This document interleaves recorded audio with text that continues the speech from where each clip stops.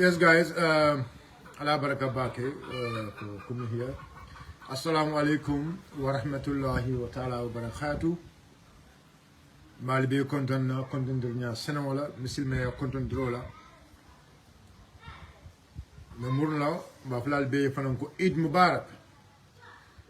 Dunta na sunkaro sun kairala boda sunkaro kono.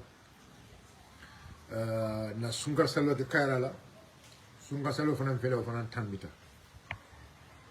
Inshallah be du'a al hadha wa jal ala simbe ma bendi bana saloma na du'a kono kayro ka na finte akono kayro la be ala dan wal hadha wa jal asaw kenya na sabande frol mel ya lonko wolel botan fe be ala dan hadha wa jal asne on kafara ke بأعلى أن هذا وذل على سن سترة على سن سجادة كن ديالا على ينسو حق لي نيمالا من أدون كم كومن كونو ميالون كو ولم 2026 election ودي نسدون أكونو أنين كايرولا نفينتي أكونو أنين كايرولا نمو دواتي دوا ميالون كو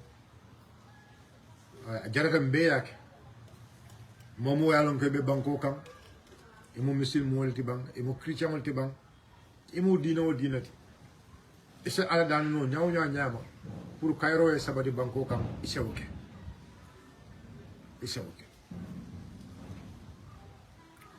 badi wulu nabi diamo nyin bitala fanna jamal amanta kala fanna kilinti be diamo la tumala me yalonko Adama Baro mansa kunda e wulita ka nyapin la press freedom kam Adama Baro mansa kunda e wulita ka nyapin ke o ka boy press freedom kam nim banko kanjang di Gambia mbew kachala ye mira Adama Baro ay minefo tumala me ya lonko Adama Baro abenum mansa ya nyune kam anen kamera watu me alon kay man saya so do foloke Adama Baro minefo about press freedom anen bi Adama Baro be baraka menna in terms of press freedom nyimu kula de me alon ko ajantan silal katum niaji be ya jambe sawo ibuka molu nya fele nonsense niaji be ya jambe ala watola ya jambe ay tajirante ya adunda tajirante ya kono nyaadile ya jambe abammanta nyaadile nyim banko kanjang ay menga follow wala nyindi ko ay press freedom nying ay wala kasa. That is why I said nyim mo be la business let ya jambe mawul kensen kede ay nyapi mol kan ay muta no amoke Yajembe menka wala nyindi ko ay journaliste lekke dede haydara nyolu alma ale neman ka farake dede haydara nyolu be anya bita wol kan wala nyama Ibrahima Mane nyolu anya bita wol be kan wala nyama utumolem yajembe kumasta ka tajiran tewti utumolem akumasta kaje ko min diata sa keno banko kanyana bayrin kibaro ay wala suppress Kibaro ay wala suppress so ning dictatorlu ni la tajirante yakala ila fa suna rokela ila fa ka tulum banko wala fengole ka même folo ka wala nyundu ko e ka journaliste la attaque e ka kibar tala la attaque e ka kibar tala la doya e ka kibar tala la sembo e ka woleta yesu mutu wakan kaje ko kibar tala wol kana ke fenti banko kan nim masalaba klimbali ala nim masalaba tajirante ala masalaba ka nyabi banko jongol ka man silo soroje ka dum man saka mem fa wala nyindi ko nin tata nyabi da banko jongol kan o nin na banko dungula na fulo sunya fa lana tamike nin journalist be jang nin kiba talal be fambulu nin kiba talal man silantala nin kiba talal ma lonko ima feel like ko te fenkele no jang without me dina me men ke banko kan jandoron alonko o kibata la nyul iba safela le ben expose le dunia be jelale na dunia ba lon na me kuriya men ke kan nga soto mel bulu kibata la ka futandi wolma ba de wolun kam même fallait pour aller understand adama baro masa kunda be damen to wolen kam ni manke politiko ni manke politiko ni ajon ko amanke politiko because it's a business of everyone ni mo be la business let media ni mo be la business let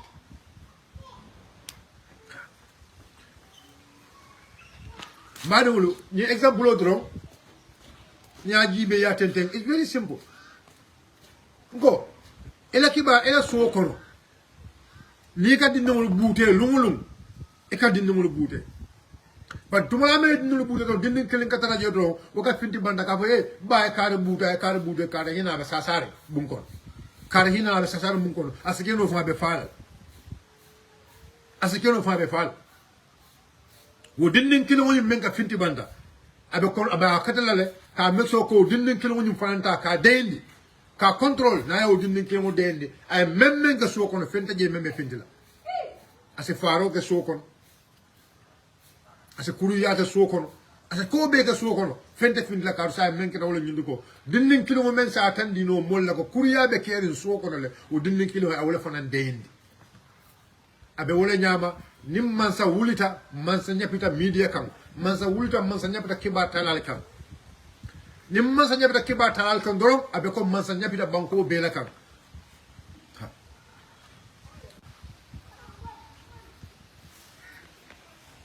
azma yasim yelba okay apa ba ma ko ba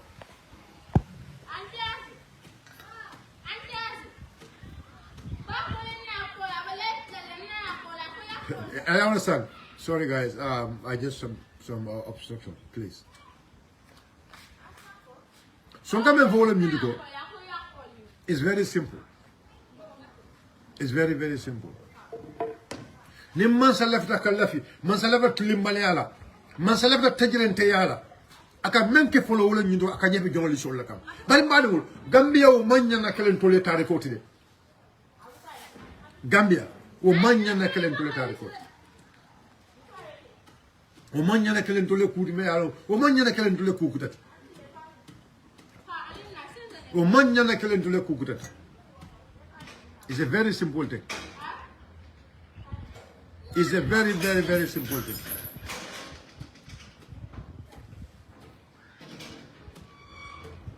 Mansa. Na lafka kanyafi banko beka. Alafka ka banko be kilimbalia.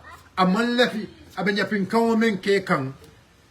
Aman lafi moli ya long onta aman lafi bantan koli ya long. Anu menka tinna bandan koli ya long. Aka menke wolo nyindo ka kumasi wala abo dendla no nyame ondo abe wol nakinla no afanna nyaadi le ate menke wukana finti. Wala tan ko ni atara adama baro la mansa kunda ye men kumas banku di mandiama ifo nyilinka my mediam la jam one of the most stupidest guy who can distract you can distract me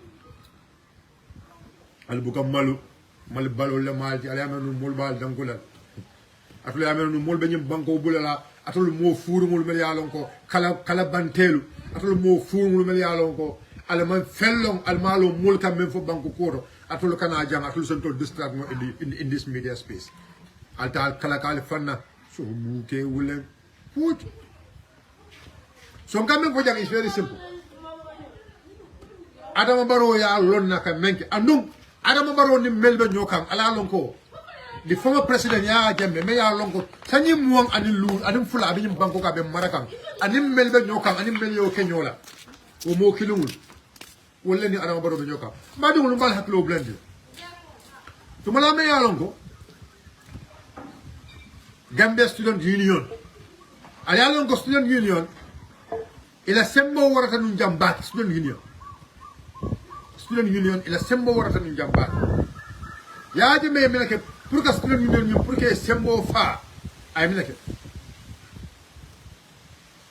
pour que Student Union pour que sembo fa ya je me melake pour que student union pour que sembo fa what did Yaya Jammeh do? I mean like I see the Janyul I will listen man I student union I divide Kabila student union divide on sign now the student union sign the power of the student union start dying. But it's about tactic. The same thing. I don't know what Masakune left a colleague. If a man can all of ko, if a ferroca pluka journalist will be control. Nieman journalist will be control. If a Menacala, if a journalist will, do you know what they will do? Nieman journalist will be control. Know what they will do. Will of ko. If a man can all of ko, if a journalist will mutala divide. If a journalist will mutala divide. That is what they will do. Because they cannot control them. They cannot control them. All what they will do to them will be divide. That is going to be their plan. So what they will do, they will come up with subventions. In a subventional manner. So I was subventioning if I did a journalist dollar, it I did a dollar. I am telling you. Yakumastel. Then you forget the Kabituma Yamuda Yamunu. I said it. I know Alnajal Abekeri. Alnajal Abekeri. Niemem journalist on Nuta. Imam Elafake control Yame may control no. The system they want to build. Imo system also don't know what they will do. Will mean to go. Saibe Katokale be divide and Yame divide and rule. A father for the man levi fenna. Allo Keba Lataka will let dango. I can all dango.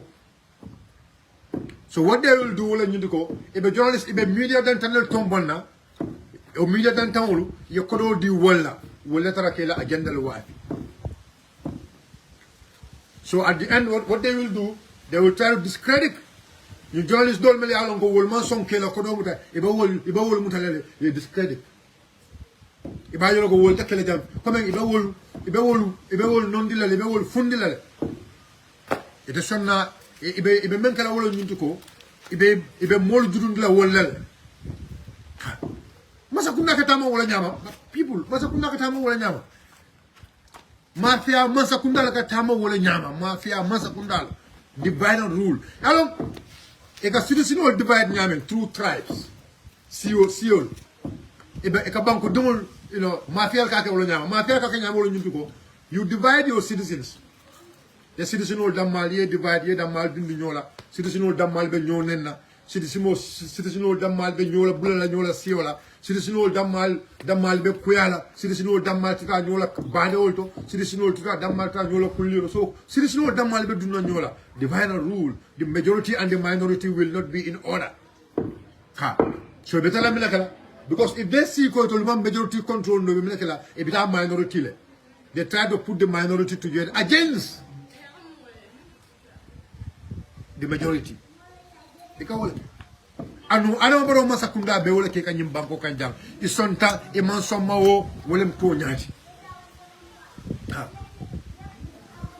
isonta e man somwo ana baro masakunda be wo jemolo pile kan tol kan e be citizen will divide the two tribes e be media will divide through the so-called accreditation. I am telling you media. Even artists all found, they will divide artists. If artists all found divide la. Ga memem fale, ga hakili kumola fale, and jalol found. If they will divide la. Ntala fale. If they see all divide la. If the artists all divide la, jalol artists all. If they will divide la. If the journalists all divide la. Every sector, even drive all phone will be divided. Every sector, every union will be divided. You trust me or you don't trust me, but that is what they will do because mafia can operate one anyam. Especially a government may along is failing. I'm going to worry for now because already it's failing. And I will tell you why I said Baro government is failing. Barola Masakunda be boykan. And Barola Masakunda, Jiki Mantarela, Sembetela sign. Sembe mantra na mangin kambe folo nyundo ko kamol divide sembe tela affaire teje memba tina adama balo masa kula be sabat lañu banko kanja come on the 5th of December 2026 affaire teje inshallah affaire teje ya long akoy tema ya long akoy tema go madul ataman ser folo mbale hakilo blen la dron alta alaji be kabrin ke ba alfalta daka president visit kabrin alfalta daka president visit ka visit in the office of the president alta alaji be nyinang visit diamol alaji be nyinang mentana je la diamol president wala diamol ala diamol alta ya la mo ani hakilo la please ale mur back again ale mur back again ale mur kotanke nale mur ka kotanke last year kabrita ranunje last sunkaro ale la diamol la moy albalo lako jelto ko president Barrow wato is almost to an end like the way kabila jambelo wato ka bang kul kita nyaji ale hakilo di jongla pour ya taman ale hakilo din tol jongla pour na hakilo tamandi banko wala koto ta ni momon kam falete alta alaji be president Barrow last year kabrin kebal taka president Barrow visit state house alela moyla last year diamola alela moyla nyinan diamola that will tell you something is coming men sonda wasalam ni mon son fana wasalam bar mbe futala wato mala bi iznillah alani video mabo manke alati manke malaikati manke malaikati bari nanyum banko tamala ani sungaro ko nanyum banko be yaayla ni sungaro ko this Ramadan I will throughout the country this Ramadan people can witness it. So I know milebe nyum banko kam I know milebe mol bulu ko ni mol nene kelin wallahi pour yene ne flanjanga fa samanja badi wala bu ko sonya de yen nene kelinke yen nene flanjanga samanja badi ha o sai e kam mol mel nene wol fanan sai mo nyata ka wol hakilo fanan suman mo nyata ka wol fanan na miro tenten ha yen nene kelinke yen nene flanjanga par yen nene sabanjanke badi yen nene foloke yen nene flanjanga bar yen nene sabanjanke wallahi o mun defon wala that is something defon I need to check on myself one need to check yourself for a check and I know one and I know two and I know saba ask yourself why what is the problem what is the trouble so ngam me fo wala nyindi ko Adama Barrow Masakunda sunyar Masakunda tilimbal Masakunda me ya lonko alafta men na wala nyindu ko ka banku du be silence ni that's what they want wala tinna ya kuma asimilato wala nyindu ko fight against press freedom ka journalist follow kele ka ni mina fitno men ka journalist la nyanda ka bondi because ni be fitna la atabay because nda sonna yenanna kabilol to yenanna satol to yenanna na regional scenario balu go be lively we're not going to allow them it's not possible so ibe klimbali ali melkela journalist sol mel nyanda ko report okay o journalist sol bol fan den la no nyame that's what they want. That is why ibe nyapika media household come. That is why ibe kola ko la ka media household come. Go, it can mem for a be fania be wulia. If you think about Dr. Ismail Sise, Mayor Longo, he was a victim of arrest. He was a victim of press freedom. He was a victim of expression, self-expression. When Dr. Ismail Sise be, wala ka be a full entity, the fourth arm of the government, or the fourth estate of the government. Wala ka tebe wol dendila. Dr. Yamane so okay no. Dr. Yam, do you think do you think you can do it? It's not possible. You cannot do it. Ibe kalabante yalla, assemble talla, affaire talla. Fana tara tonya. Fana tara al société no ka joli solta ke divine. One thing never get, and I say this. If they succeed in dividing the journalists, media personals, if they succeed in dividing them, I am telling you, whatever they want in this country, they will get it. Because they will suppress information. They will suppress every single thing in this country. If they succeed in what they want to do, I am telling you, we are off. Because journalism is under the control, is under the management and control of the government. So new rules at Asafela, because near Asafe, Elisino is going to be cut off. Atolka Jumal Nene. Albucantul Nene.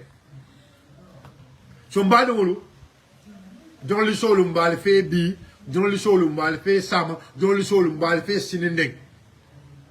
Kajoko, Tonyala be Sabat Lenim Banco Kanja. Kajoko Tajiran Tea, Takalim Banco Kanjang. For Ilayomidi, Atakalim Banco Kanja.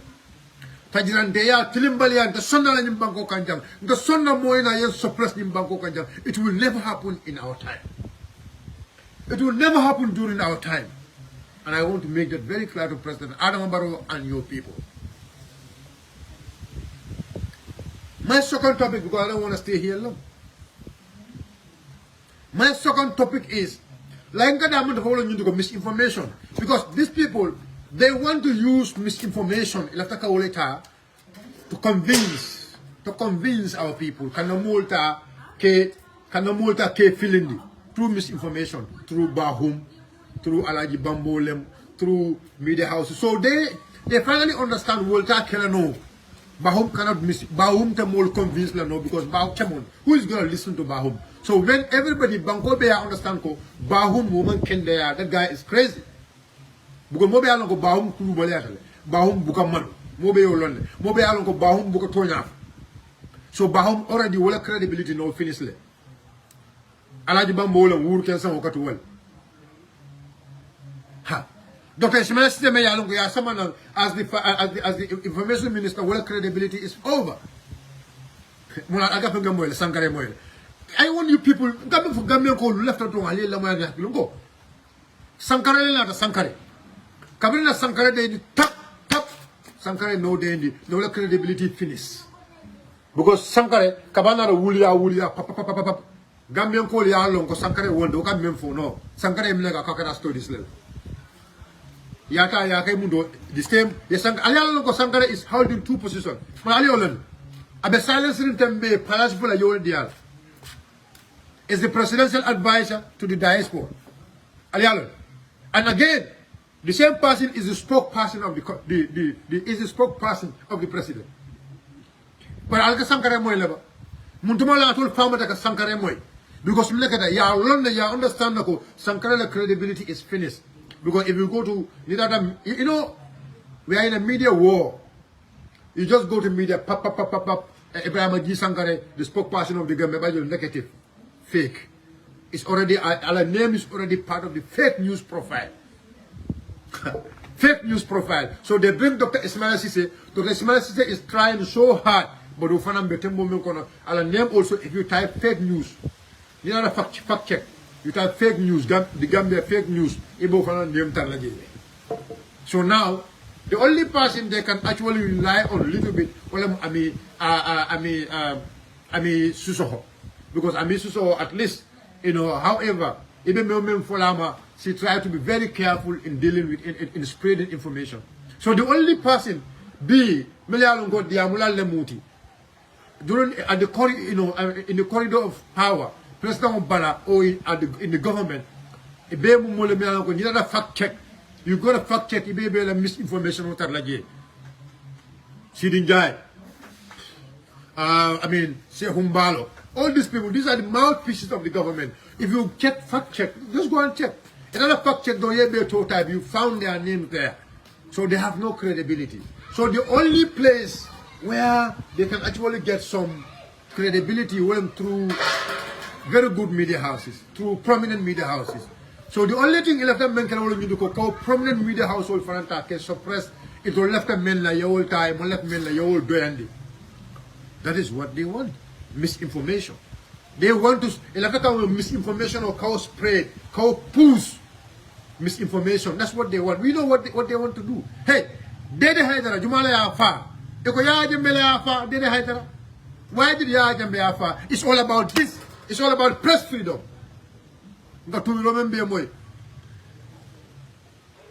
Ibrahim Mane. Keith Ibrahim Mane. Minatana Yafa. What was the reason why Yafa? Ibrahim Silla, Minatina Bosajam. Okay, come in for a understanding. What did you want? You know, what do you be able to Bangkok? Ibrahim Silla, Mina born in Bangkok. It's all about this, what they trying to do. What they trying to do? Ibrahim Silla, Mina born in the is about this press freedom. Because of this press freedom core. The attack on the press from the government. The way the government want to control the press, to an extent, government have to buy government observer some. It observer some because observer in those days assemble a battle. So government observer some. You know, I mean, I just want to go back. Probably I understand that. Okay. Come in for probably I understand. Time me yalongo. Say be damu to you go hey no. So what they do, you make it step by step. You observe some. But you observe some. You make a function. Even the people at the observer, you start to will let be quota record. So observer terra masa kunda kodo. Inadana lebanta minakela. Inadana the chief editor. The chief editor at observer you samana yake minister. Ya samana yake minister. And that is how they start controlling the media. That is how mobile senator. If you want to speak, you have to leave the country. For Banco Bula, that is the time Panderim Bayol Nata, Parkamaranyol Nata, and other media houses. The Kibaro in the UK. So because Wolu, they have to go out and speak. Because I have Banco detendi male. Journalists will melbe Banco Kanya will the Blabe detendima. The Kibaro suppressed.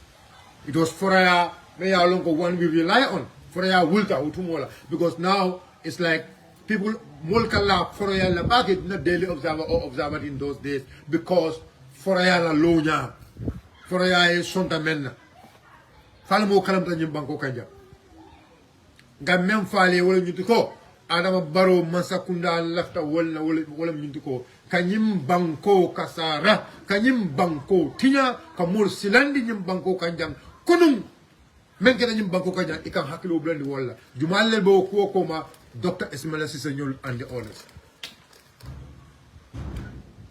As I will take you later, inshallah, I'll take you soon. My second topic is na Keba Jallo moy Keba Jallo. Keba Jallo of all. Keba Jallo. Yeah, Keba Jallo. Keba Jallo nga wala je NPP President be searing Ibrahim Silla be searing Ahmad Ba be searing Al Mamul be searing Al Mamul be searing Al Fal be searing Nanyul be loring Keba Jallo of all wala kana yenata ka mayko di wala la Keba Jallo Allahu Akbar Keba Jallo Fal Malo Juan Keba Jallo Keba Jallo of all eso ya mayko di wala la ha ayen sila back ni mansa kunna la feka mina promote ni banko kanja alal Keba Jallo of all la hawla wala quwwata illa billah falman Keba Jallo la wala la video man finti jang Keba Jallo me along with that internet kon you type if you type Keba Jallo la video aken semba ayawura musoe ayawura fa kew fa muso malo fatul moji mome yalong anu mome yalong ko ya tumi kenin ke ko wala nyum banko kanjam kenin ke ya tumi wala video fintita mome yalong ko jang ala voice account abe dinno ko abe dinno kes kam anyon kew dinno me yalong karam da dinno wala fatul mo karam da jam wo tumirol lata momen kan video fintita aken samo fintita video dinno nyaaje mon nyaaje kemo wo Keba Jallo ye woleta ye mayko diala e kay bulantela e kay bulala ji mamadou kouranna bari kay bulanna menna ama long aka men fon Keba Jallow of all Keba Jallow of all Keba Jallow nde amira mo dole mu fon mo hawla ma o mo do be mayko dila wolela but president of the searing so MPP a left minala sign a left minala sign Keba Jallow Esau the former councillor Esau now MPP Keba Jallow abe do ko la post authority fo ticket kundula la ticket comme nimol ka fendi ka ticket lo mutay bulu Keba Jallow ya mayko di wala la president wala beonto e ko fere kudo yele dula ya mayko di wala ka funding kewol represent funding kewol ka not banki funding kewol kawol represent ya mayko di Keba Jallow la Keba Jallow ya mayko di wala le ko way diam Keba Jallow Keba Jallow me ya lon ko jang mbe nyaaji janne da wose bandi kam me ya lon ko fintita Keba Jallow kensan wala be wot mbe ya tumi ro moy janne ko Keba Jallow mu kenin kelati ma se dal bar no tumi ro moy janne ko Keba Jallow ñu le mayko di wala ko wala kan tul attaque akan attaque min la fon akan attaque min la fon amalo Keba Jallow akan attaque men fon wala amalo ati fo malo akan attaque men ako ha Sonko Gambia ni Mamadou Kouran wolo ko ñim feriyo ñim mu lon neti Keba Jallow imalo wala nan ko meye bulala o ni atay fongole ya ke fay Keba Jallow imalo ikamen diam I still stand and bimbe lori nakumo kan I will never change my stand. My stand is very clear. My stand is very clear. Wala mnyindiko kabrim ferio lanko nyim ferio me ya lonko wala nata ni atara president ay julole ta kanyim ferio nyi sang nko amanya na kela ka lonta kanyim ferio bi Gambia lon Gambia julobe tembo momento bi Nyajibe bi Gambia julobe tembo momento bi almost 120 something billion wala julobe Gambia. At any moment Gambia can go into debt distress. Mafoko ferio is not needed. Mofo. But nanyin karo moment wala nyindiko sanyi tang joy atandi kunta kinde wala kejam. Joy be jam kanilay be jam nyim feri sabol webe no operator. Ngo. Ferio e kodo men doku. Ferio le kodo men doku wo kodo le. That is my option. Ferio e kodo men be doku because nangada ya jambe be nunja. Feri woro ya jambe wala sang during his time. And 22 years almost Feri woro I wala sang in 22 years. Ya jambe Saro Jang as the president. Ya jambe. Amudo ko nanga I Feri ya jambe Feri rule sang dulalto. Ida alta mo le fere kuto lembang o fere kuto lembang but what I can tell you wala nyindiko ya jambe utumola namnari memba ndena mari memba and I will make his side aka fejol mel san comme ka foko julol lem no Gambia post ko do men doku aka da fere yo sa wolela o do post doku lal fon leta ita fere yo order ya samana I remember the last fere yo lemel order we are wrong ferries those ferries we are wrong ferries and yaje menu wolu itata fit no lokono kabrim Jana commission if you go and read the Jana commission report albaje la ferio la ko no nyame albaje la ferio la ko nyame ko yaje mela watola aka podi ko men doku poro ko men doku yaje me aka ferio san wolela sai Ning atara Gambian consular ferio for 10 years, for almost 9 to 10 years, because kunta kinda la banda kana. Kunta kinda kabana na ekonomen bedoku. For the past 10 years, where is that money? Okodole. That is nanyin karom, okodole. Where is that money? Bare, nada na mo ekono, eko ferio ni ma amanke juloti, eko grant lem. I will go mbeo fanam fulali yele. Ninko grant lem. Aje kunum ebe diamola bari ile diamo mo wora mento wala nyundi ko feri fula e ko nyanda kana wala sa feri fula ferry fla bari million ferry kodo dila million grand dealer million sonu kodo la kanyim ferry yo sang e mina credit loan for through the ports credit loan facility e mina wala dealer la ko de pour ye ferry fla nyango sang ala lo one credit loan now the ferry clown dial and they use it, you justify for your dial pour can the environment protect. 1. 2, a couple are trading. Comme Africa la chok nyoya. Trading. Look, I understand. Comme Africa la chok nyoya. Ya ko fero ni dial la wala kamo. Grant. Ya also ala. Bari e mal sok feri wala kenengede. Ya also feri wala le. Bari ko tanke ko albe feri do fanan sanna. Bari albe feri do men sanna. Post metembo men kono post ma sanno. E ko le julo le deal e ba deal le julo la. Post cannot buy it. That is wala no nyinga mina tina post feri sanna no. Mina tina post cannot buy a ferry. Nina muntala nyin karoti. Post mina na post man ferry sanno. But nim post man ferry sanno mina tina kodo keke down adon baro mo nyin ka. Hey, ba dawlu alba understand na jelto wala tina nyin klimbalia bebe ke mporo kono. Kumanoje because melekata pour ye kodo men be do for the past years ya be bumbande ya be tala nyote mal poro e kodo men be do nyaje e be tembo men is like they are bankrupt, so the only thing they can do wala ñu go ka poro tela ye na poro ta ya tela jumala ya tela tokiso le ye na poro ta ya tela tokiso le abe tokiso le bulo kono tokiso are the one in control of our ports e ko jël 80-20. But now, before the poro ta leba deal alone, tell us poro e jelle be poro bul fo follow no lon follow. Badul alim molbe nyina nem bal len kene mala.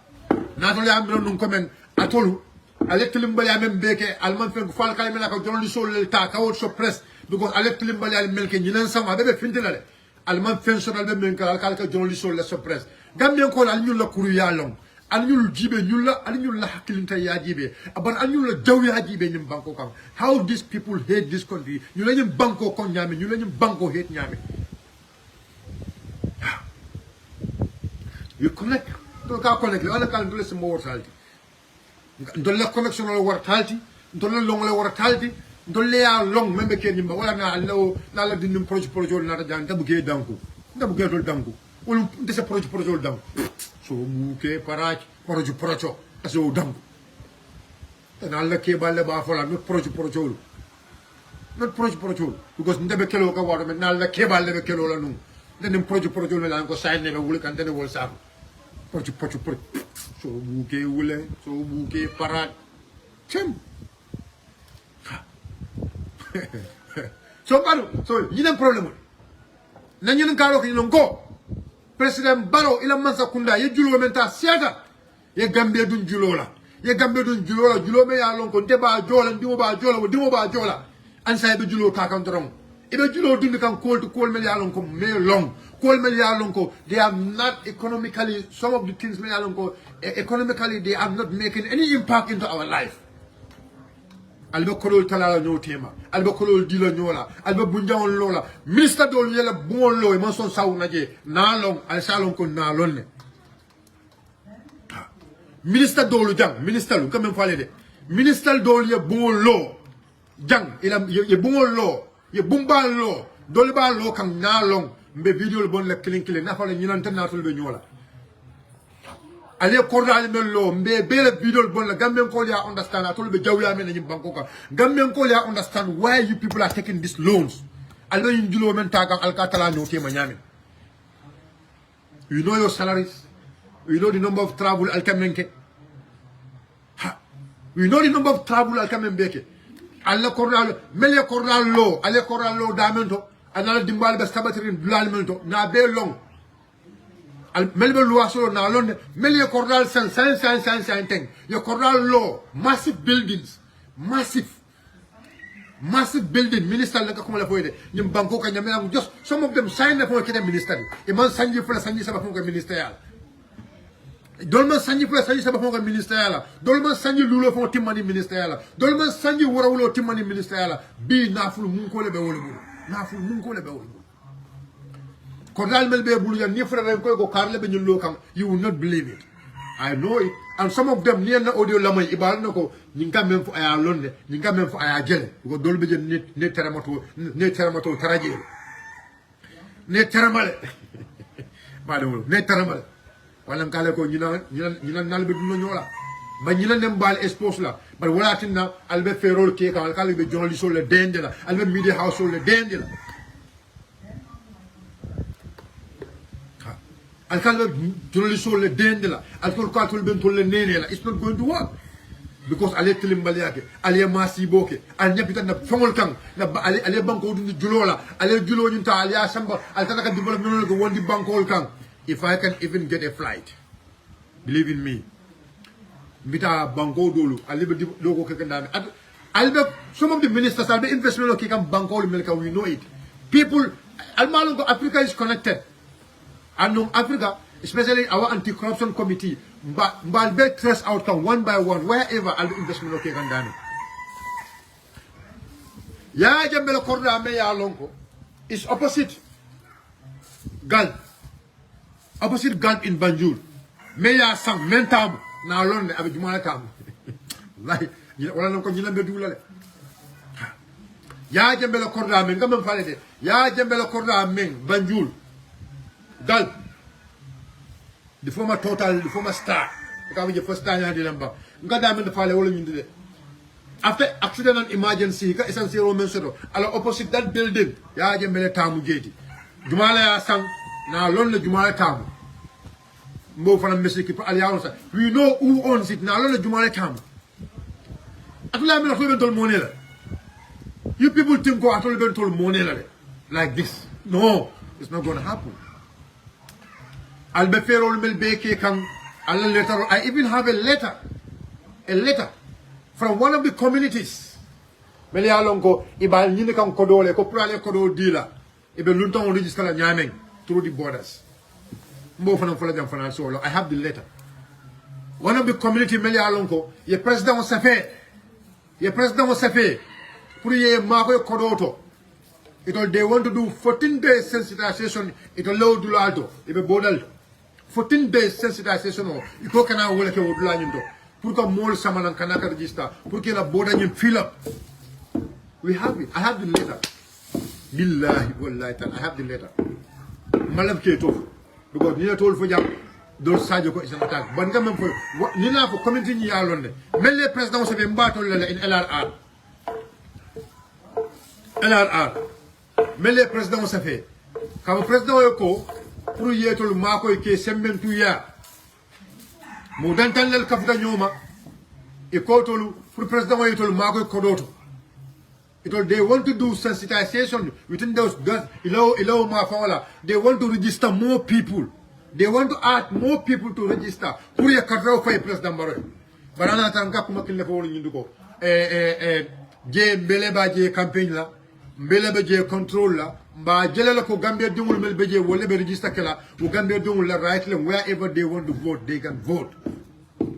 But it's going to be a eye opener to every Gambian. To Gambians living in other part of the country. If I'm so long, we never caring. What is the plan? We never tabikan. When people want to take your sovereignty from you, what should you do?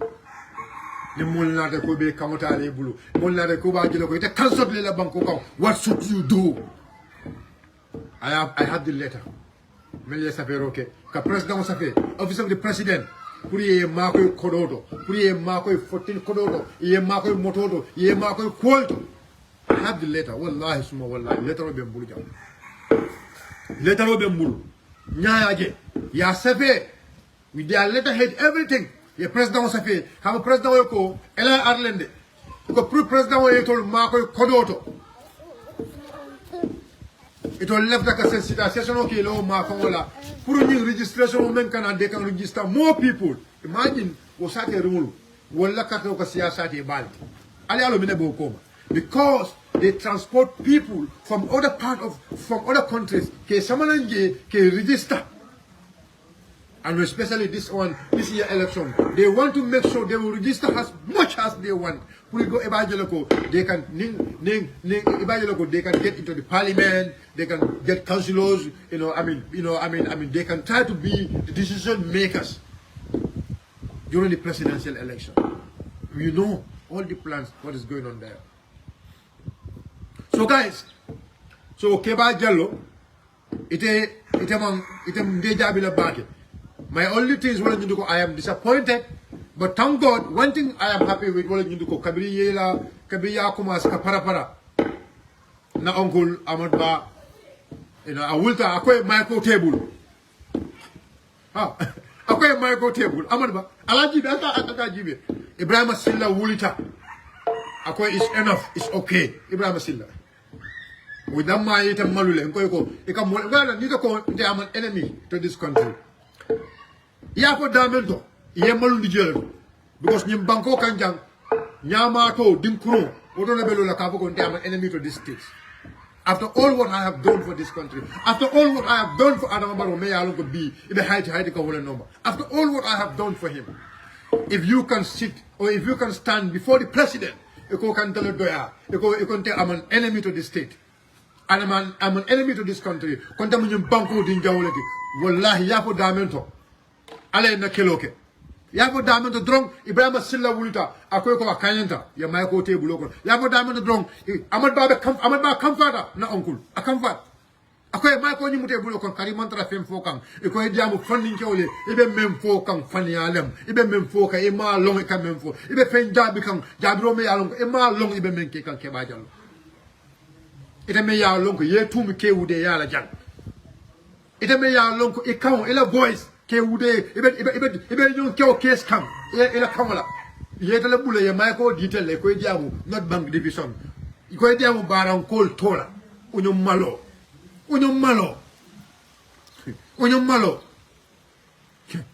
Listen to them.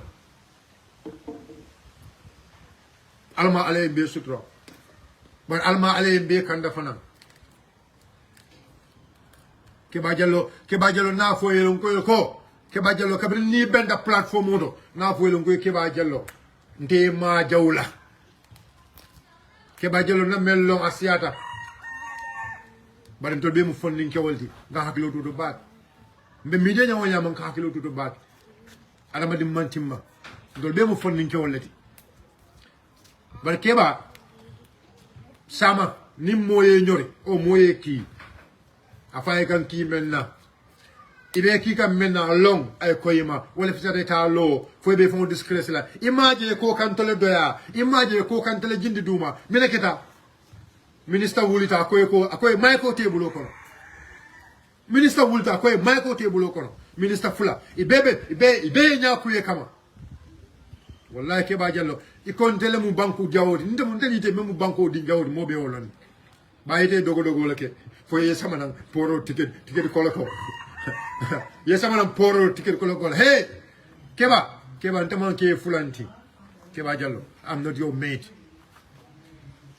keba ibe dogo men wallahi suma wallahi bi ni lafta min dogo ni lafta mbe dogo just 1 month keba 1 month dogo do mbe wala kala no 1 month for 1 week dogo men soto la ita soto la wallahi suma wallahi nim paleta jam ninte paleta 1 week lefta dogo la lefta kam fo jindi duma lefta banko be jutuna because bo lefta fenwala amang ngoy ko tilisa ba fo wana be tambila la nte bi so fanam fo so lo ha kan gonde akuyata nim president wote akuyata nim moti ma president woje nim bibi la wul don ko lefta president woje lefta kana la patioto wallahi suma wallahi bibi la wulta alon ko jani bafalo 3 hours bafalo ko yes ñu lunkari ni wonde jani bafalo 2 days bafalo ko president way baaje la ñu lunkari keba ni man killing keba nedan ne ha nedan barako lale nedan sobe alale nedan katolale ibe not bank diamond de fon ko jela foy not bank diamond de fon ibeje wallahi nga jela foy na men ke wo region to e make na men go region de bitale e fay takela keba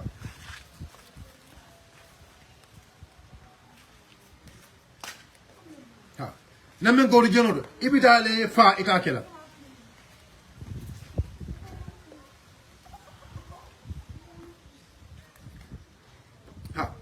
ebitale fa itake na men ka original do ka bara kanaki ta je nyinin ka ta alla bara ko nyinin ka ta isa ko nyinin ka ta berenning foita foy naki fas Madina Bakalar keba mankiling anyway manta ka meja keba la karola inshallah. So guys, song dol kanyina fo ferio la ko nko adama baro masakunda ferio me yalon ko ke sanyo wulinda la yesoal yesoal hamanke imasande imasang nko ni la take sanyo wulindi ya fonyo ko na fe ya je me ferio men sang ay kodo men do ku kadu kunta kinte men la banta kana ya je mele ya sang koro e kodo men do ku ya je mele ya sang wala kunta kinte sang ya je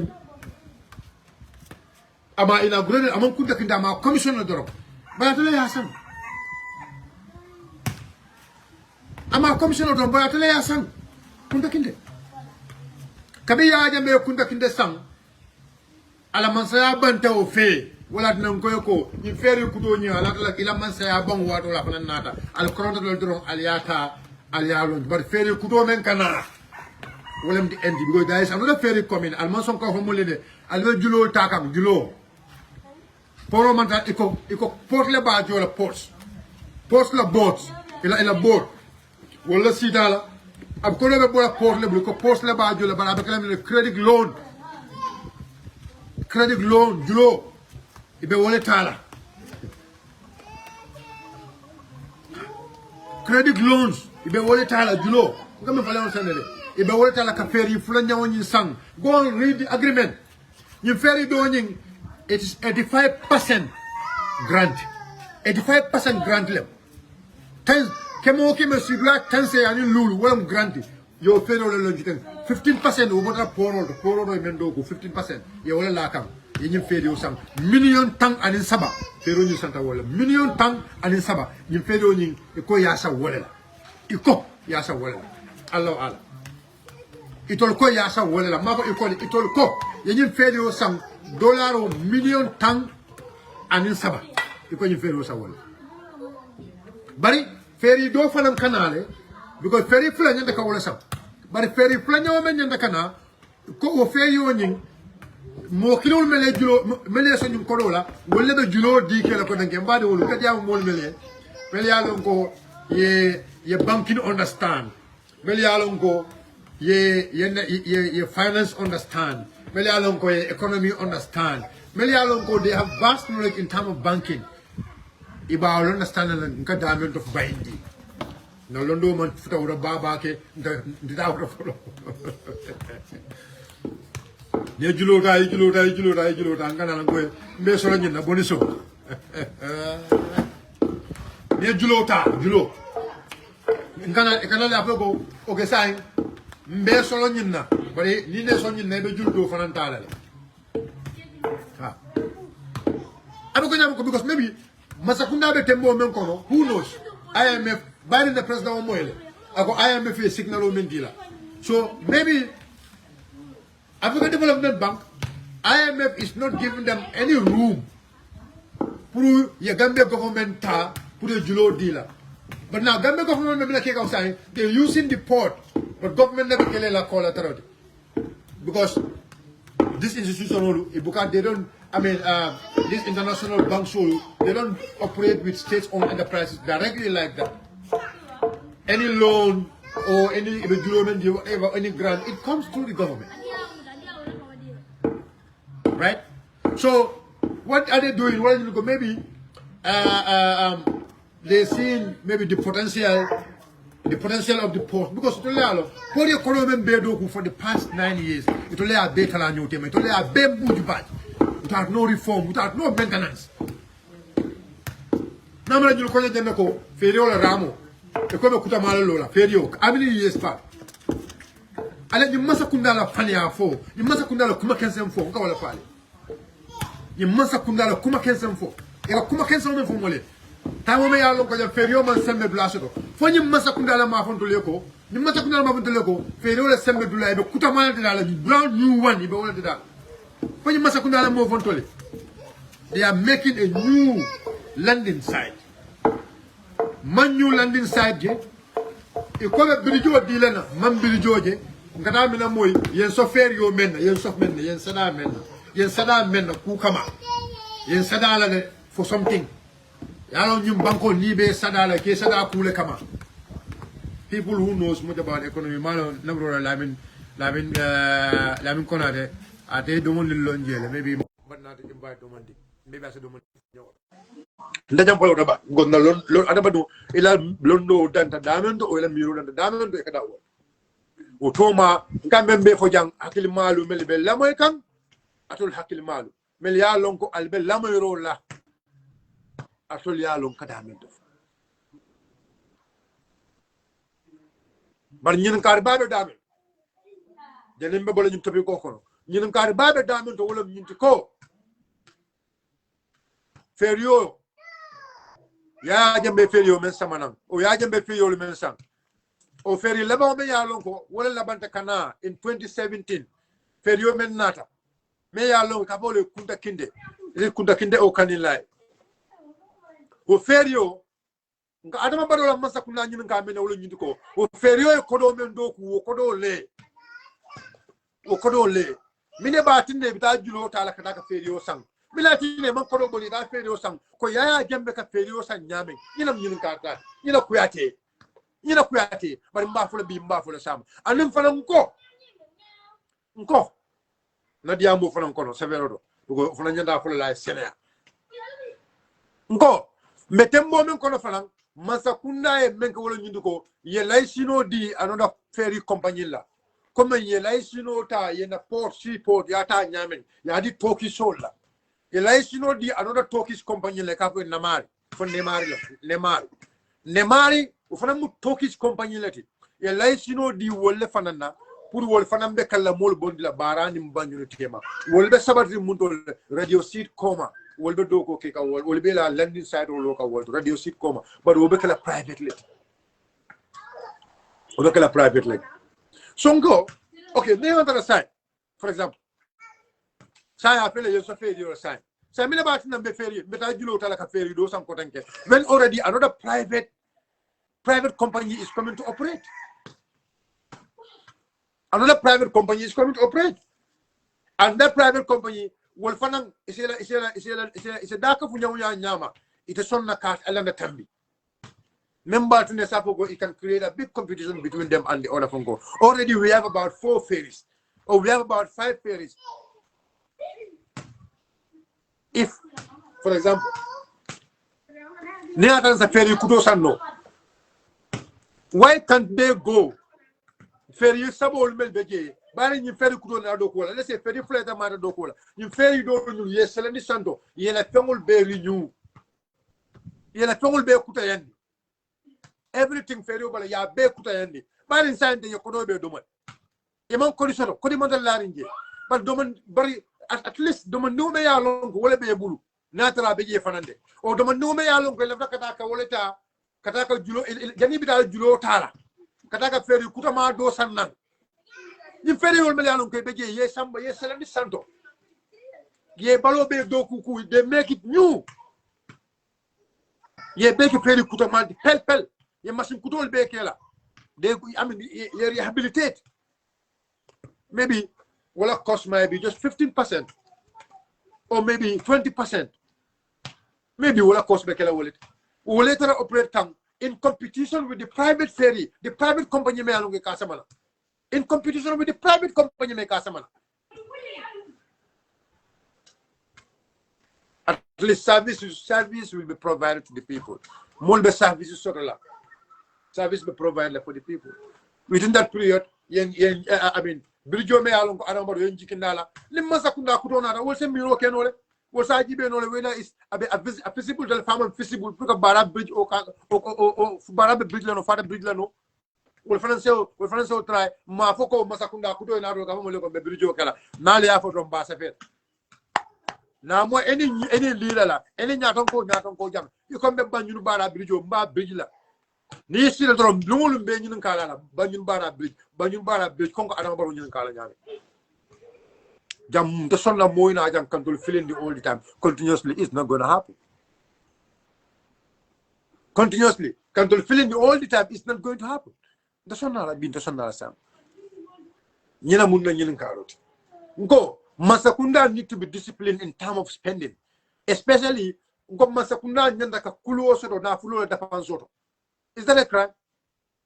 Go Masakunda julo menta julo sembo watele Masakunda nyanda ha people julo la kotle ka julo ka banko do menkono na banko do to fo banko milian ko julo ta fo le julo tambida fo la banko do nata na kela dulalte bulo kono ko alma alen tanka homa ala kanan sindu ala kanan futandi ma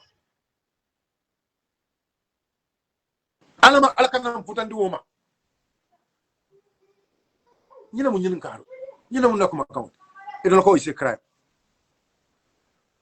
e go ise crime last but not the least wala mu the Ghana Commission report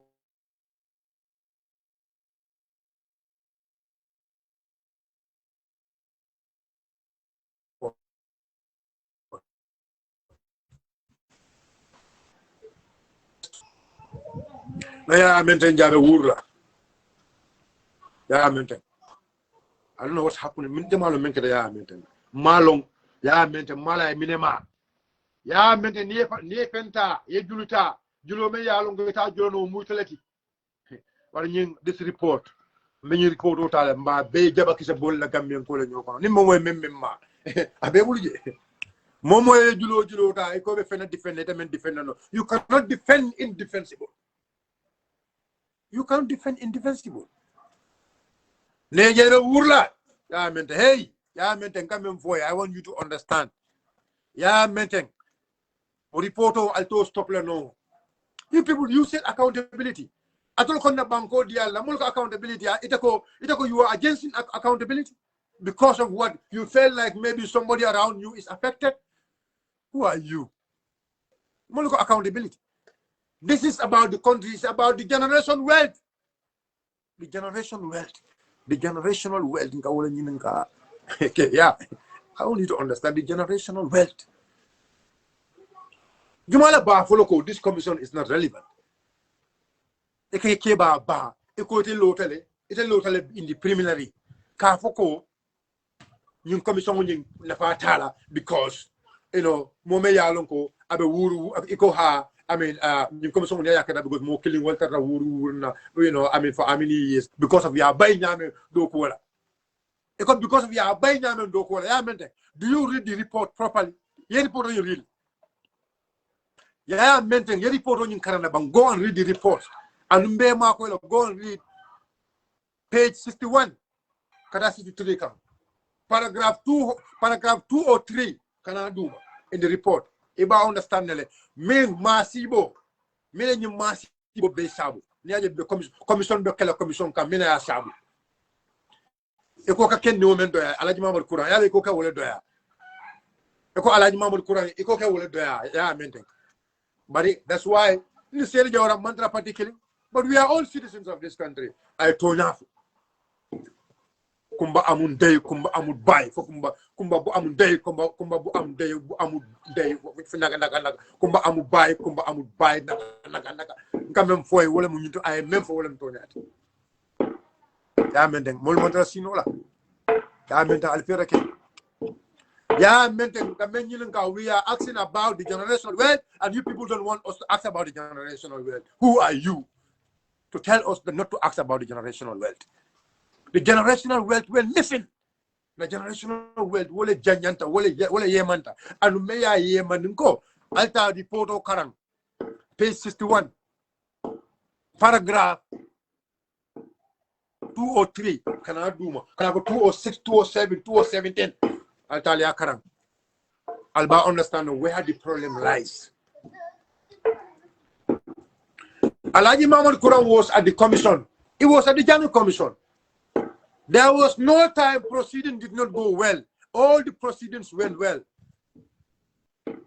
Ajanda ka mol mel be saf. ay be sab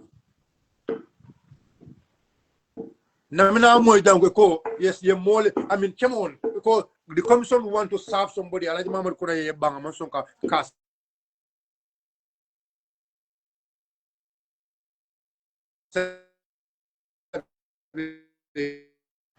he was the one responsible.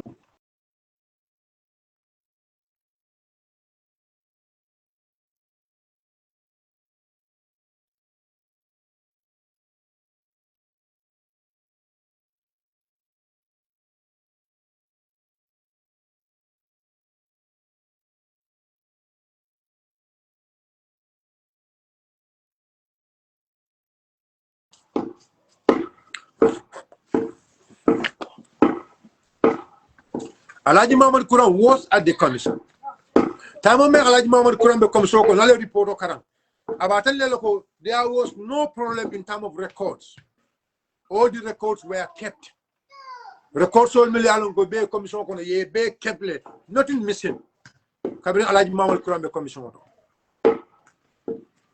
Ye report o karam aka ko je ko fo wato me ya lonko ye bagasol million lonko Gambia tongol ye be identify. Ye bagasol be fo bagasol be damen ali report karan ka damen to faletende pour aman ni dira report karan ngam ko ayalo problème ko commencé damen do be jele fokale ya mente fo damen to mu nyama to le fatu la mun to mu nyama to le na fo dal be mol mel silen la wonten tati o mangi ko rimbati ani o mangi tati ko ni mu tay be samba damen na je lon na je shooter le men ngire I was once there. I know what is there.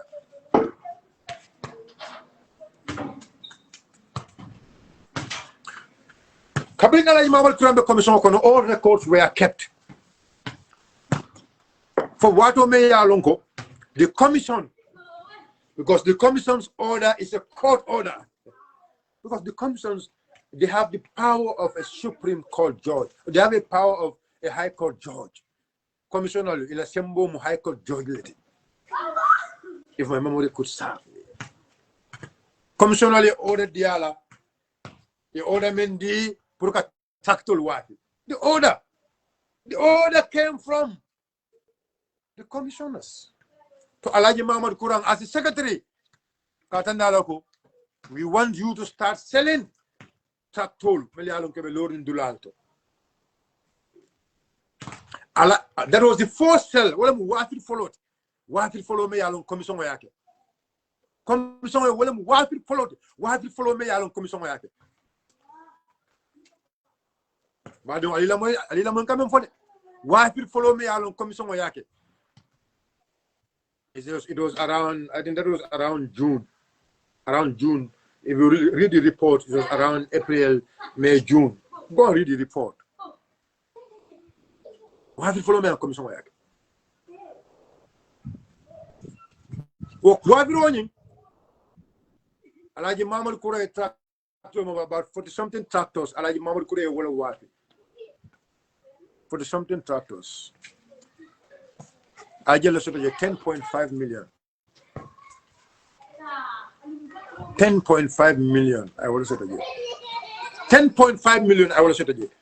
Bari, kabri abe wapi more dolu lafita. Fengola je alaji ko no. Especially if you are part of the commission, you can go inside trading. Inside trading is inside trading. Allah check anywhere in the world. It's a big crime. Let's say if Alaji himself buy anything, it is from a conduct. No, if send the so Alaji was very careful. I want to follow Menke. There was no inside trading. I be wafi banta. Mulmeli alongo. Ulili yasam fanang. All their records were with him. He have all their records. All the tractor Melaebe wafi the SASI number. He makes sure he provides SASI number to trace. SASI numbers. Because without SASI number, it's hard to trace a vehicle. I bear a SASI number sort. I bear a code. I track them in what I bear a SASI number sort. I have wafi melma I bear to sort. I have wafi melna kabring oxygen nata. oxina na ala oxin ke valuation na okay valuation na ala valuation okay moment kana ka haymar okay ñun tracto le waf le jella amanga la gis de haymar la na ala haymar okay oxina na ta oxino ala oxina ka public tender public auction public Alaji was there to keep the records to make sure everything went order tracto me yalon ko ay wafi killing the me yalon ko ay wafi before the price below the price in fact oxina e fonko menke ay ye price ol melandi alaji ala wafiro ni ay almost 5 million plus I mentioned as profit extra to the I mean la to the cost of valuator you cost melandi alaji mamad kuram go and read the record gamen for the record o abe capture anunga indamendo do fale altalia check albari le jele go page 16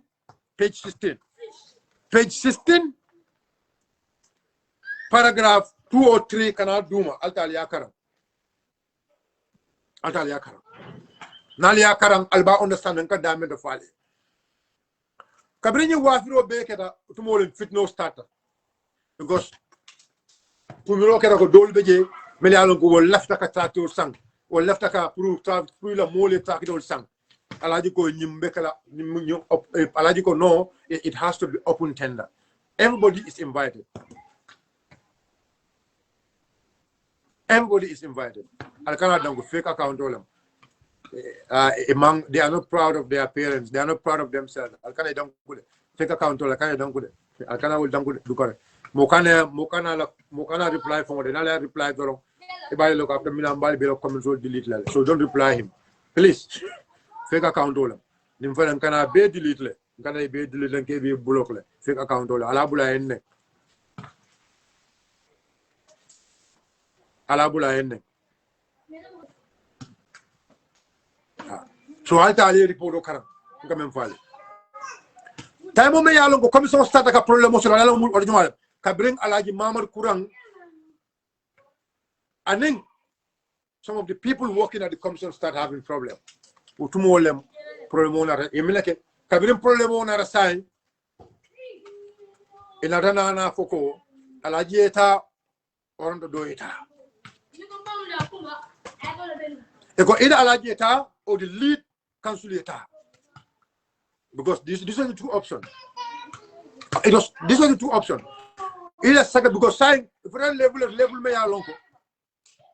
The lead council and the secretary cannot work because I was already started. Flus, my hand flus. Sign them was already start. Was flus. I'm flus. We are not because I'm flus not sign. Kuyanata. Kabrim kuyanata because of flus. Saying flus let's start the kana. Saying because I be alaji bayla, ya alaji bay. Ya alaji sindi. Doko continental. Kabi alaji sindi doko continental. Ilata naka secretary kuto samana. New secretary. Yo samana ka alaji la pala so. Ya bondi mundole, ya bondi nang from the ministry. Yeah, someone as a secretary. I think she was a deputy permanent secretary. Yeah, someone secondment at the commission. Say Alaji Botaje sign. Alaji Kaboje time woman, there was no Alaji Kaboje what woman? There was no problem. There was no problem in terms of sales. There was no record missing when Alaji was leaving. And in fact, when Alaji was leaving, the commission, Alaji handing over Kela, and the handing over was accepted by the commissioners. And all of them, they signed. All of them, they all signed. All of them, they signed. They signed go, yes. Ye bondile, but Kabrika Bojam, Femfembe ni tema. Femfembe commission ni tema, ya be Timandile. They all signed. Badulu. They all signed. Alaji Mawri Kora left the commission. And now you knew you mokudo samana purwena ke secretary at the commission. You mokudo samana. Court order nada. Kabim court order nada sign. Nis waffle starter. Track the waffle starter. Motor waffle starter. And the biggest problem was there was no proper record keeping. Or a new incompetent because when Alaji was at the commission, they have everything commission all the records in the commission, nothing was missing. During his time at the commission, nothing was missing. And this is something because I remember il after Alaji Mamad Nondi because near Alaji Nondi to go ala 7 years or 8 years advocacy to Nyata Kokono or in commission Mokana Muta school so bearing.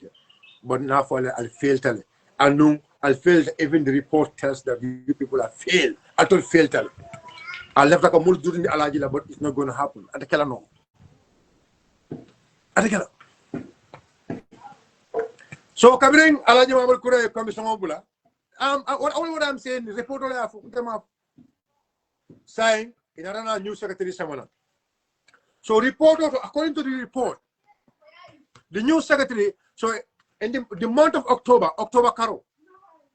So October Caro see the other side in tractor metal loading Bulalto, different places tractor metal loading. Different places, tractor metal loading, different places.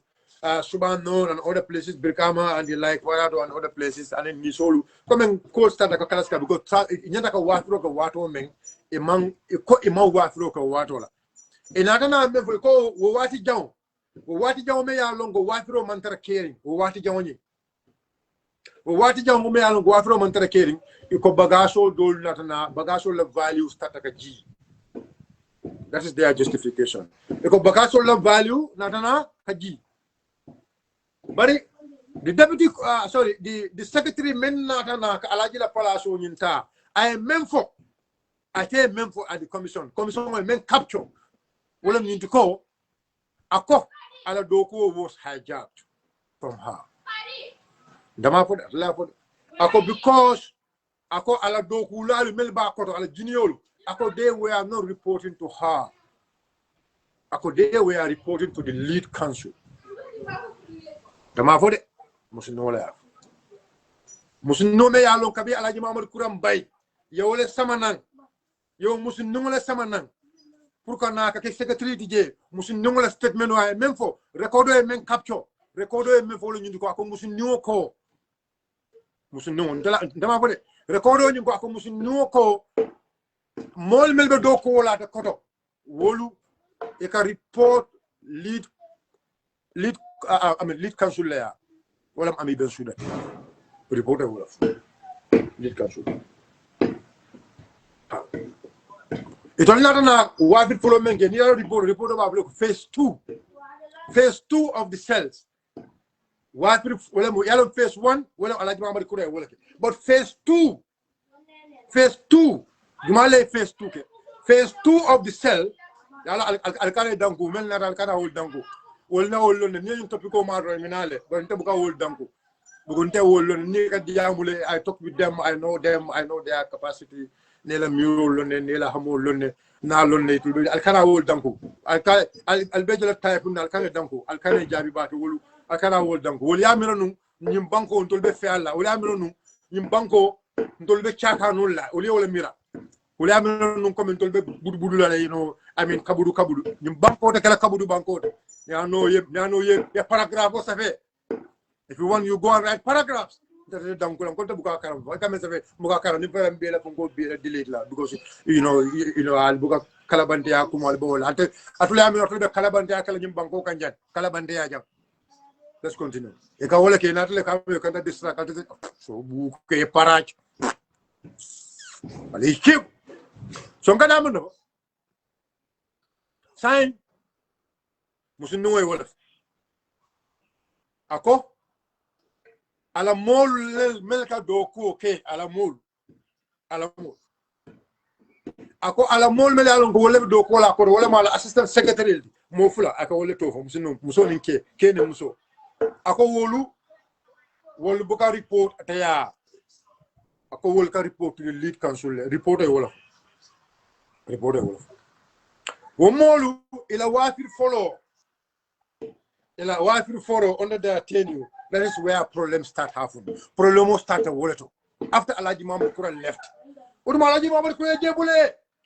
Alaji Mohamed Kuran tata. Saying, wafiri fulanja ome ya longo, commission will start.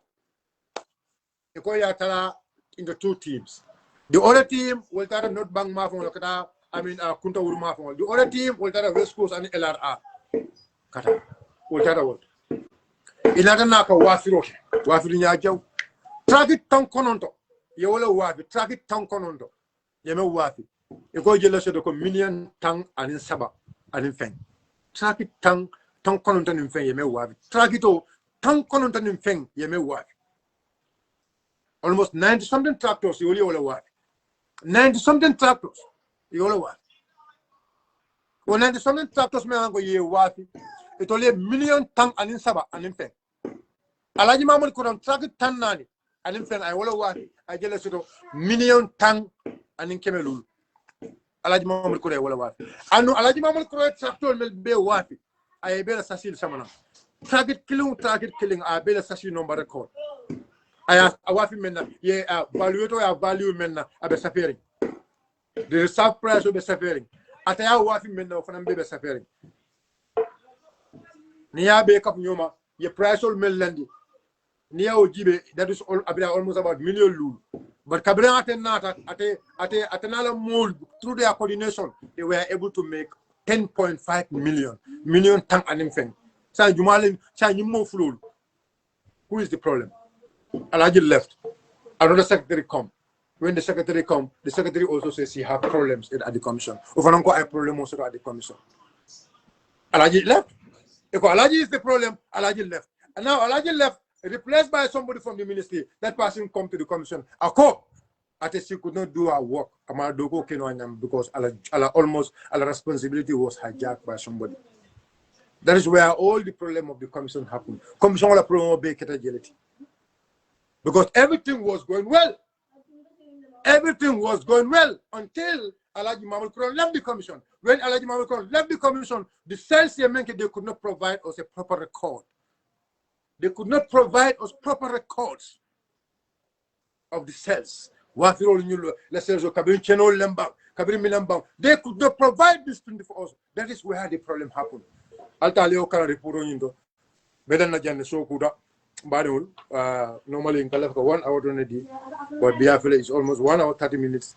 Naladron Punale Kacha, Bankola Cola, Avinyam Akil Monkey Hagil, Piamola Macoliatel, Kumakuma Fujam, Maya Lonko, Umanget Tunati, Umuntu Adamadia, Nasolity.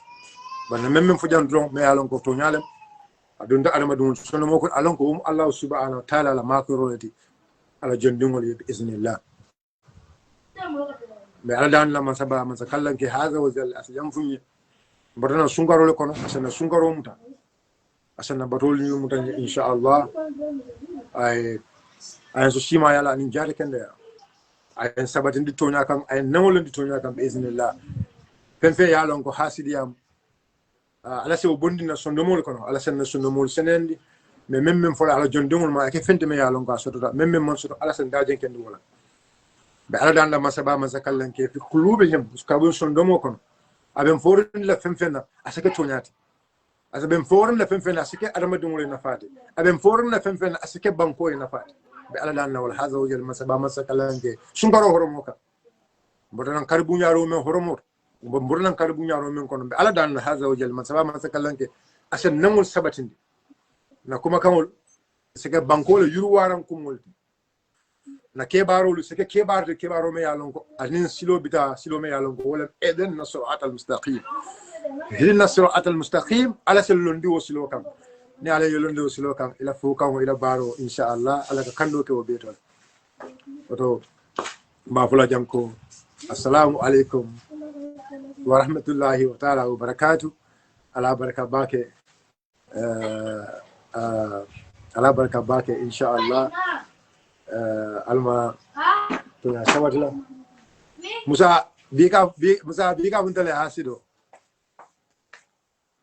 bika funtale musa sedi ko ntem hasido alhamdulillah yalo na pa atoli ya miranum atoli la kabudu momo yo kuma fodoro atolla o kabudu mo se diamu president baro mo se ko mo be fama bari momo diamu to doron atolla nyum movement ma doron atol sinana pele hasidiya ne atara nan même fo wala ben kala hasido di auto tanyata ni atara nan même fo kuma kama même fo jango kuma kama mo hasidiya ko moleti na atara kuma kama hasidiya ko moleti nawtu alabul na atara te même fo jango na hasidiya ko molefo anin atara fonna to nyala fo no o kidio be alabul o kidio be alabul ko kelen so fo musa ndaka si platform ndaka si platform do just kana ka fanya fo ngal dan wala ba ko latna jan ninka diamo kuma to mo ron nga ala dani baake nga kontondro kuma ala tola ngal diamo kuma ala tola nga ala la guidance nyini wato mbe diamo la musa ndemere diamo la le alhamdulillah summa alhamdulillah odo niata hasidi ala bilam ite bento ko mon la hasido la baren bi ite be même koma ite la boss ay atule amdo ko men bi o mo mala ko let atule amdo ko wo mo manya naka fem fa wolma wonyom fani ala be soto la wonyom fani ala be soto la wonyom fani ala soto la ko amin dem hasido wallahi azim anata atole amira wala nyama ko ndolu bende la jalle men ke dañum banko kan to yalon ne me yati no modol be japinka modol ko forcé foy ma sa nyum banko kan to yalon ne diamo man si musa allah fa kan to diamo di ba diamo man si me diamo wato si men ke dañum banko kan to ya jele nya jela zaharan men ke dañum banko kan ndende la it's about the generational wealth. It's about the generational wealth. It's about the generational wealth. We cannot just keep quiet and leave the generational wealth to go like this. Musa, I love to you all understand.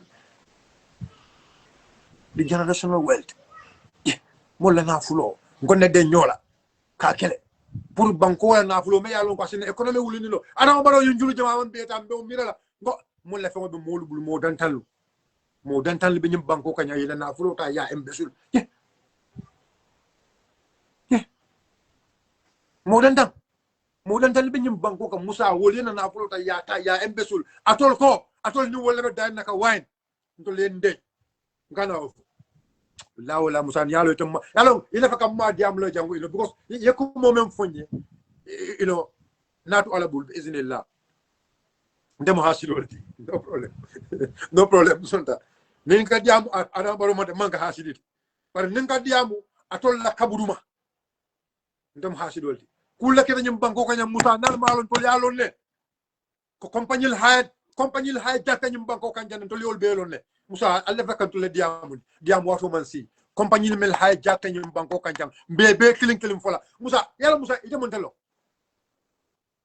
musa ngoy ko niyam muta ben samba dam wala mile tour tate hotele Allah hotele millar mile tour karsaba so almost 1 month millar mile ni selo kono la nalla selo kono la kilinde folante annung na altentu malla mal tu sunyarola malla mal tu tinyarola nalla mal tu milan mekelo men nyim banku kelo nalla mal tu wala kam. I'm proud of that. If Usenu Dabo can go to prison, who is me? Who the hell is me? If Bakia Messenjambe sit down on mile 2, can you bank open? Who is me? If Solo Sunday can die for this country, who is me? If Admara Jawara and the others can go to mile 2 for this country, what about me? Modungom, Palan Sonko and others. If those people can go to mile 2, Gambia, Gambia. Allahu Akbar. Who is me not to go to mile 2? Natural Metoya Fola, will be Sambala mile 2, or Mitaji. Tonale Ben Sambala, or Mbafula Bimba for Sama. Musa cool getting Bangkok and be Fola one by one. Atolia, go Kelomansi, Nalone, Kumol Balbul, Albaltal Folale, but Bental for Alabalo, Minum Tonyat, Dolflu, Dol, Jumal Betonia, Jumal Select Local, Jumal Etnas at Mr. Kim Camp. Compagnie hijack in Bangkok and Jan. Compagnie Mel hijack in Bangkok and Jan. Compagnie hijack and Yamming. Hey, baby, killing Fola. Those companies hijack and Yamming, Yeta Yamming, Jumalio, Compagnie Law, Milatina Model Dunto, Compagnie Locono. Bank soul. Banks.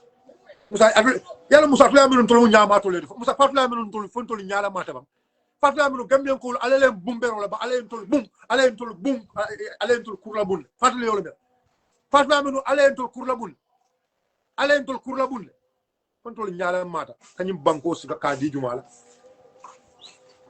bari o kuma wala ben kala hasiloti no problem mbe diamulo sila bar mbadu mbe dal jang assalamu alaikum wa rahmatullahi wa barakatuh alal hakubu ni ata kuma fota mi yalan ko amandi na bio sole ala baraka bak that's never my intention but sometimes these people they want to kick you kalab kan kick ala musa namola kalab da kan kick kan kandin musa kalab da kan kandin ni an kandin ni ndiamu da ada ho be siala le almat lo kay do siala assalamu alaikum wa rahmatullahi wa barakatuh ala baraka bak